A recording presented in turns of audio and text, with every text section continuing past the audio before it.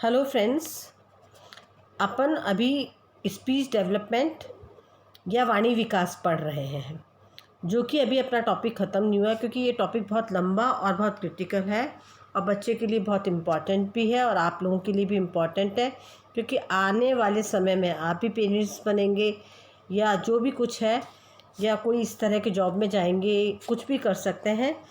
तो बच्चे को बोलना कैसे सिखाते हैं, इससे पूर्व अपन ने बालक के लिए भाषा विकास के सिद्धांत पढ़े थे और उसमें अपन ने पढ़ा था कि उसमें तंत्रिका तंत्र में परिपक्वता होना चाहिए, उसके जितने भी वोकल कॉर्ड्स हैं और जो भी चीज़ें होती हैं वो अचेतन मन और ये सब सही होने चाहिए और परिपक्वता आनी चाहिए, तभी बालक बोल सकता है, जो कि बोलने के अंग हैं। और उसमें परिवार के सदस्यों का बहुत महत्वपूर्ण योगदान होता है।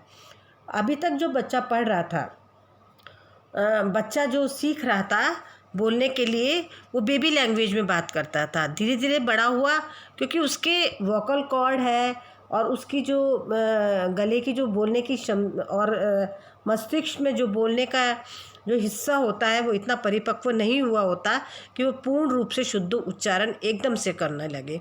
वो ग्रेजुअली धीरे धीरे धीरे धीरे वो आगे बढ़ता है। तो अभी तक अपन ने पढ़ा, अब बच्चा इस लायक हो चुका है कि उसके वो सब जितने भी ऑर्गन्स हैं वो पूरी तरह से ग्रोथ एंड डेवलपमेंट उनका हो चुका है कि बालक बोलने की तैयारी कर सकता है, मतलब शुद्ध उच्चारण के लिए। अभी तक बेबी लैंग्वेज में रोकर, सिंबॉलिक लैंग्वेज में या छोटी मोटी ऊँ आ करके या क्रंदन करके किसी भी तरह से बोलता था, लेकिन अब उसको बोलने की तैयारी पूरी करनी है। तो वो आज जो अपन पढ़ने जा रहे हैं वो टॉपिक है बच्चे बोलना कैसे सीखते हैं, how children learn to speak. आप तो कहेंगे अरे क्या है, समय के साथ सीख जाएगा। नहीं, लेकिन उसके लिए भी बहुत मेहनत करनी पड़ती है। जैसे मैं आपको बताती हूँ कि भाषा बोलना भी एक प्रकार का बहुत मुश्किल कार्य है।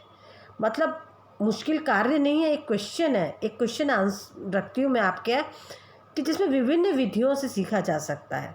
मतलब ऐसा नहीं कि भाई छोड़ दिया बच्चे को और वो कुछ भी बोलने लग गया, ऐसे नहीं होता है। वो एक क्वेश्चन है कि कैसे सीखेगा बालक, तो जिसे विभिन्न विधियों से सीखा जा सकता है।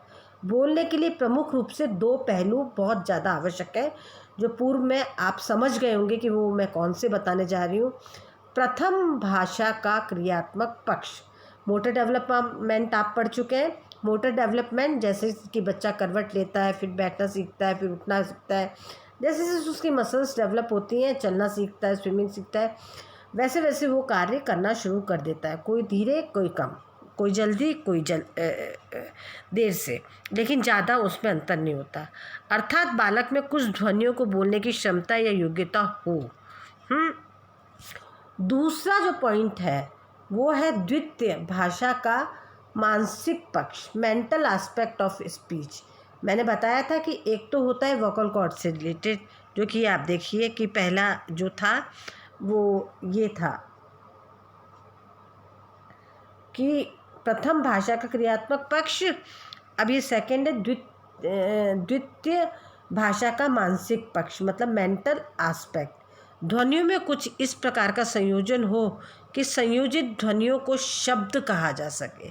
पहले बच्चा या ऐसे करके बोलता था, अब एक पूर्ण रूप से एक शब्द बना लेगा उन सारे उसको जोड़ के। जैसे पहले बोलता था माँ, मम्मा, माँ, ऐसे बोलता था या क्रंदन करता था, ये वो अब कहेगा खिलौना, ऐसे कहेगा, है तो एक शब्द बन गया। तो ये जो ध्वनियाँ होती हैं, जो पहले वो ध्वनियों के रूप में बात करता था, वो संयोजित हो गई हैं, कंबाइंड हो गई हैं और उनको शब्द कहा जा सकता है।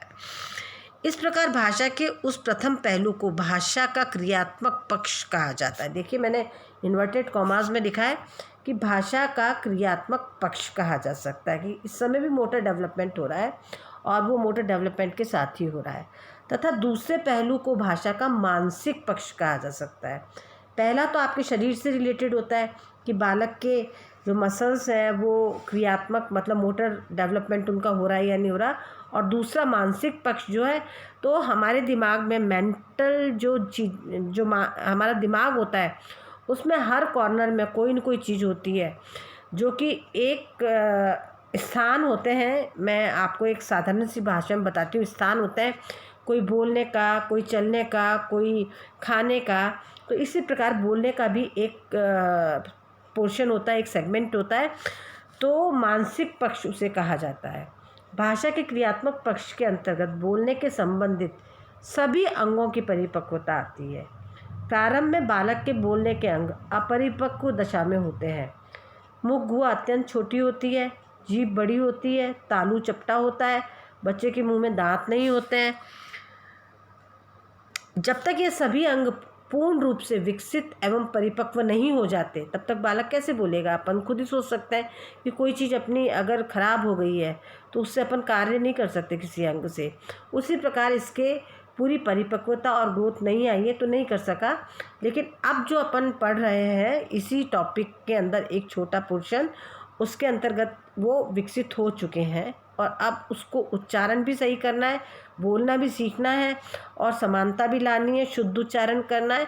ये हमको उसको सिखाना पड़ेगा। और जब तक समानता नहीं आती तब तक बोलना नहीं सीख सकता। अब है भाषा के क्रियात्मक कौशल, जो कि मैंने आपको बताया कि मोटर स्किल्स ऑफ लैंग्वेज, जो कि निम्न विधियों से सीखा जा सकता है। वो निम्न विधियां हैं। पहला, प्रयास एवं भूल त्रुटि विधि, ट्रायल एंड एरर मेथड।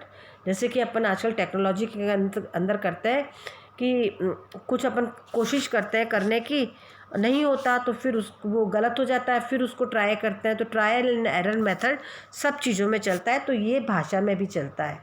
बालक स्वयं ही एवं त्रुटि विधि से बोलना सीखते हैं। पहले मैंने बताया ना कि किस प्रकार से बालक बोलता है। इसके लिए उन्हें कोई निर्देशन या प्रशिक्षण नहीं दिया जाता, परंतु उस विधि द्वारा बालक अपनी योग्यता की अपेक्षाकृत कुछ कम ही सीख पाते हैं। अगर निर्देशन या प्रशिक्षण मिलता है तो अच्छे से सीख लेते हैं, और अगर वो खुद ही कोशिश कर रहा है, खुद ही तकलीफ़ कर रहा है, तो बोल तो लेगा लेकिन अपेक्षाकृत जो हम उसको निर्देशन गाइडेंस दे रहे हैं, उसको हम प्रशिक्षण दे रहे हैं, उससे कम बोलना सीखेगा। बालक को किस प्रकार का प्रशिक्षण या निर्देशन नहीं दिया जाता है, किसी भी प्रकार का प्रशिक्षण या निर्देशन नहीं दिया जाता है। दूसरा पॉइंट आता है अनुकरण द्वारा, बाय इमिटेशन। इमिटेशन क्या मतलब? दूसरों की नकल करना। बालक अपने आसपास के लोगों, माता पिता, संरक्षक एवं शिक्षकों को जिस तरह से बोलते देखता है, उन्हें देखकर उसी तरह के बोलने का अनुकरण करता है। अब आप देखिए, अनुकरण करता है मतलब कि उनकी नकल करता है। तो अब आप खुद ही देखिए कि अनुकरण करता है, नकल करता है, तो सामने वाले को जो कि उसका अपना है तो उनको शुद्ध उच्चारण करना चाहिए। कई बार हम शुद्ध उच्चारण ना करके या गलत शब्दों का प्रयोग करके और घर के अंदर बात कर लेते, तो हम कहते हैं अरे छोटा छोटा बच्चा है वो भी सीख जाएगा। तो ये अनुकरण होता है, इमिटेशन करता है। उसके मस्तिष्क में दूसरों द्वारा बोली गई भाषा का निरंतर संचार होता रहता है। ऐसा हो सकता है कि बालक उसे सुनकर तुरंत बोलना ना सीखे, मगर कुछ देर पश्चात या कुछ दिनों के पश्चात बोलूँगी मैं कि वो बोलना सीख जाता है अभ्यास द्वारा। तीसरे नंबर पे बाय प्रैक्टिस। भाषा बोलना सीखने का सर्वोत्तम एवं श्रेष्ठ तरीका है, जो कि मैंने इन्वर्टेड कॉमास में लिखा है, बार बार अभ्यास किया जाना। अपन किसी भी चीज़ को एकदम एक्सपर्ट और स्पेशलाइज्ड बनना चाहते हैं तो हम सीख जाते हैं। हम कहते हैं हम तो सीख गए, लेकिन उसकी प्रैक्टिस करते रहेंगे, वैसे वैसे स्पेशलाइज्ड और ज़्यादा अच्छा और ज़्यादा उन्नति उसमें करते रहेंगे। क्योंकि अभ्यास से, प्रैक्टिस से व्यक्ति में शुद्धता एवं पूर्णता आती है। इसलिए कहा गया है प्रैक्टिस मेक्स मैन परफेक्ट। मगर यह भी ध्यान रखा जाए कि अभ्यास की गुणात्मकता मतलब क्वालिटेटिव और उसकी मात्रकता मतलब क्वांटिटेटिव से कहीं अधिक महत्वपूर्ण ना हो। मतलब गुण जो होते हैं वो मात्रा से ज़्यादा नहीं, कम ना हो। गुण ज़्यादा होने चाहिए, मात्रा कम हो। अब कोई ज़रूरी नहीं है कि उसको सारी भाषाएं आती हो, तो मात्रा में तो ज़्यादा हो गई और लेकिन वो स्लैंग लैंग्वेज बोलता है, गलत बोलता है, तो वो गुणों में कमी आ गई। तो गुणात्मक होना चाहिए ज़्यादा, मात्रात्मक थोड़ी होने अधिक महत्वपूर्ण नहीं हो। महत्वपूर्ण तो होती है पर गुण क्वालिटी से ज़्यादा महत्वपूर्ण क्वांटिटी नहीं होती है। इसके लिए बालक को सही निर्देशन एवं प्रशिक्षण दिया जाना चाहिए। सही निर्देशन के अभाव में किए जाने वाले अभ्यास बालक को भ्रमित करता है और उसे लक्ष्य प्राप्ति से दूर ले जाता है, अगर निर्देशन का अभाव होगा तो। अतः बालक को अभ्यास कराते समय माता पिता, अभिभावक, शिक्षक सभी को सही शब्दों वाक्यों का उच्चारण करना सिखाना चाहिए। गलत वर्ड्स कभी भी यूज़ नहीं करने चाहिए। जैसे कि कई बार शिक्षक जो होते हैं या हम लोग होते हैं घर के अंदर या कोई बाहर वाले व्यक्ति होते हैं वहाँ पे वो, या हमारे घर में कभी कभी, मैं एक उदाहरण देती हूँ कि हमारे घर में काम चल रहा था तो महसूस जो मज़दूर आते थे वो गलत उच्चारण करते थे और मेरे बच्चे भी वो सीख गए। फिर धीरे धीरे उनको छुड़वाया कि ये बात गलत है, तो बालक भी गलत शब्द बोलना सीख जाता है, जिसे बाद में छुड़ाना अत्यंत ही मुश्किल एवं दुस्साध्य कार्य है। क्योंकि बचपन की सीखी हुई बोली बालक आजीवन बोलता रहता है और उन्हीं शब्दों एवं वाक्यों का प्रयोग करता है, भले उसे कहीं दूसरी जगह क्यों नहीं नई भाषा सीखने के लिए भेज दिया जाए।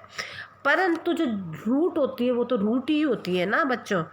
तो अब 4th नंबर पर आता है निर्देशन या गाइडेंस। बालक को भाषा सिखाने के लिए जहाँ निरंतर अभ्यास की ज़रूरत है, प्रैक्टिस, वहीं सही दिशा निर्देशन भी आवश्यक है। निर्देशन के लिए यह आवश्यक है कि माता पिता बच्चों के सामने मॉडल शब्द प्रस्तुत करें, मतलब बढ़िया बढ़िया शब्द बोलें। अच्छे अच्छे शब्दों का आप है, थैंक यू है, सॉरी है, और जो भी कुछ वर्ड्स वो अच्छे बोल सकते हैं वो बोलने का प्रयोग करें। और आपस में भी परिवार के अंदर भी, क्योंकि बच्चा परिवार की बातें ज़्यादा सुनता है। अपन बच्चे से कितनी देर बात करते हैं। और मॉडल शब्दों का शुद्ध रूप से, और वो जो प्रस्तुत करें वो प्रस्तुत मॉडल शब्द शुद्ध रूप से बोलने में उनकी सहायता करें, शुद्ध रूप से बोलें। शब्दों को मॉडल प्रस्तुत करते समय यह भी जरूरी है कि बालक के सामने शब्दों का उच्चारण धीरे धीरे एवं स्पष्ट रूप से किया जाए। मतलब ये नहीं कि फटाफट जल्दी जल्दी जैसे मैं भी बोल रही हूँ वैसे बोले। उनको धीरे धीरे, देखो बेटा अब आपको क्या बोलना है, ये क्या चीज़ है, जिराफ, ऐसे करके बोले। ये देखो बेटा बच्चा क्या है, ये जिराफ, ऐसे नहीं बोलना है। उसको धीरे धीरे बोलना है, स्पष्ट बोलना है, ताकि वो सुन सके और सुनने के बाद में वो समझ सके। बच्चे अक्सर अपने माता पिता, भाई बहन या शिक्षक का अनुकरण करते हैं। अतः बालकों के समक्ष जितना अच्छा मॉडल होगा वह उतना ही अच्छा बोलना सीख सकेगा, क्योंकि बालक उन्हें ही अपना मॉडल मानते हैं। रोल मॉडल कह दीजिए कि एक अच्छे व्यक्ति के निर्देशन में बालक गलतियां कम करता है और फलतः क्या आता है कि अच्छी भाषा बोलना सीख जाता है। बालक सही निर्देशन से अनुकरण द्वारा स्वयं अपने आप बोलना सीखने की कोशिश करता है, जिससे उसे आत्मसंतुष्टि प्राप्त होती है व आत्मविश्वास भी जागृत होता है। देखिए अपन भी जब कोई कार्य सीख कर और अपने आप करते हैं और उसमें सक्सेसफुल होते हैं तो हमें कितनी आत्मसंतुष्टि और आत्मविश्वास मिलता है और आगे के लिए मोटिवेशन मिलता है कि नहीं ये काम हम कर सकते हैं। थोड़ा गाइडेंस ले लेते हैं किसी से। तो ये जो मैं बात बता रही थी तो उसमें एक बहुत बड़े बाल मनोवैज्ञानिक है हिलगार्ड, जो कि बहुत बड़े मनोवैज्ञानिक है। उन्होंने कहा है सीखने के लिए मात्रा अभ्यासी पर्याप्त नहीं है, वरन एक अच्छे अभ्यास की ज़रूरत भी है। मतलब खाली ये नहीं कि बच्चे पेरेंट्स ने सिखा दिया और बच्चे ने सीख लिया, उसकी प्रैक्टिस भी उतनी ही ज़रूरत है जिसका आशय समझ के साथ अभ्यास से है। मतलब अभ्यास या प्रैक्टिस खाली भाषा के लिए ही नहीं कह रही हूँ मैं, आज कॉमन बोल रही हूँ कि हर चीज़ के लिए अभ्यास की अत्यंत आवश्यकता होती है। नेक्स्ट है प्रशिक्षण या ट्रेनिंग। बालों को बोलने के लिए, सिखाने के लिए सही समय पर, सही उम्र में प्रशिक्षण दिया जाना जरूरी है। पैदा होते ही 2 महीने 3 महीने बाद पेरेंट्स सोचने लगते हैं आजकल के, अरे ये बोल ही नहीं रहा। आप उसकी सही उम्र आने दीजिए और उसको प्रशिक्षण देना शुरू करिए, वो ज़रूर बोलेगा। प्रशिक्षण से बालक जल्दी बोलना सीखता है। आप उसके ऊपर मत छोड़िए, आप उसको थोड़ा बहुत प्रशिक्षित भी कीजिए, गाइडेंस कीजिए, घर में अच्छी चीज़ें यूज़ कीजिए। मैं भी आप लास्ट की स्लाइड में आपको समझाऊंगी।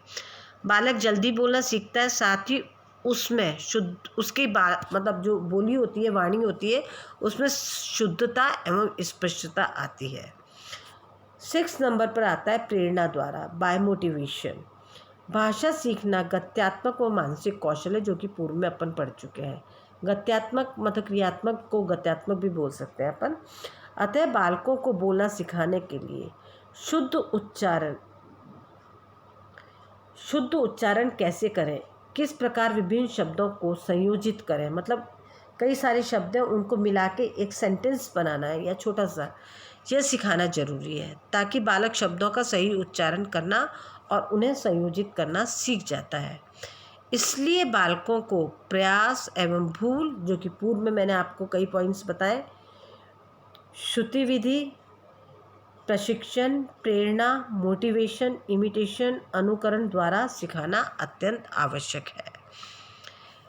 पर कई बार क्या होता है, कई माता पिता अपने बालकों को वे सभी चीज़ें उपलब्ध करा देते हैं, मतलब वो सोचते हैं कि झंझट से छुटकारा पाओ। ये रो रहा है तो चीज़ पकड़ा दी, अपने हाव भाव से मांग रहा है, बोल के नहीं मांग रहा और पकड़ा दी, जबकि वो बोलना सीखने की उम्र में है, अगर उसको गाइडेंस प्रॉपर मिले तो। लेकिन अब वो नहीं कोशिश करना चाहता, क्योंकि कई बार बालक जो होता है थोड़े से लेज़ी भी हो जाते हैं। वो सोचते हैं जब मेरा काम बन रहा है, हमारे साथ भी होता है कि जब हमारा काम बन रहा है तो हम क्यों फालतू इतना बोलें या इतना करें, हैं। तो जिन्हें बालक रोककर हाव भाव प्रदर्शित करके अथवा संकेतों से मांगते हैं, और माता पिता उनकी मनपसंद वस्तु को उनके संकेतों के आधार पर, हाव भाव पर या रोने पर दे देते हैं और उनको मनपसंद वस्तु मिल जाती है। अतः माता पिता को चाहिए कि बालकों को केवल रोने या संकेत से वस्तु मांगने पर कदापि ना दें, उसको ना दें। शुरू की बात अलग थी, जब बच्चे थे, जब उनकी पूरी डेवलपमेंट नहीं हुआ था, लेकिन अब वो वाणी से बोल सकते हैं, तो उनको नहीं देना चाहिए। उनको कहो कि तुम बोल के बताओ। अब वो जैसा भी बोलता है तो उसके उच्चारण को सही करने की कोशिश करो, लेकिन बहुत पीछे भी मत पड़ो और उसको ठीक करने की कोशिश करो, और उसके बाद उसको वस्तु दो और थैंक यू बोलो। तो ये जो अभी तक की विवेचना जो मैंने आपसे की है, वो स्पष्ट है कि बोलने के लिए पहले नंबर पे बोलने के लिए अंगों, स्वरों, यंत्रों की परिपक्वता जरूरी है। दूसरा, मस्तिष्क के साहचर्य क्षेत्र एवं वाणी मैकेनिज्म, इन दोनों की भी परिपक्वता आवश्यक है। बार बार बोलने का अभ्यास कराया जाए, प्रैक्टिस मेक्स मैन परफेक्ट। उच्चारण के लिए प्रेरित किया जाए, शब्दों को बोलना सिखाते समय सही निर्देशन दिया जाए, बालकों को बोलने के लिए प्रशिक्षित किया जाए। Thank you. आगे नेक्स्ट अपन आगे और पढ़ते हैं, और अभी तक इतना पढ़िए। Thank you.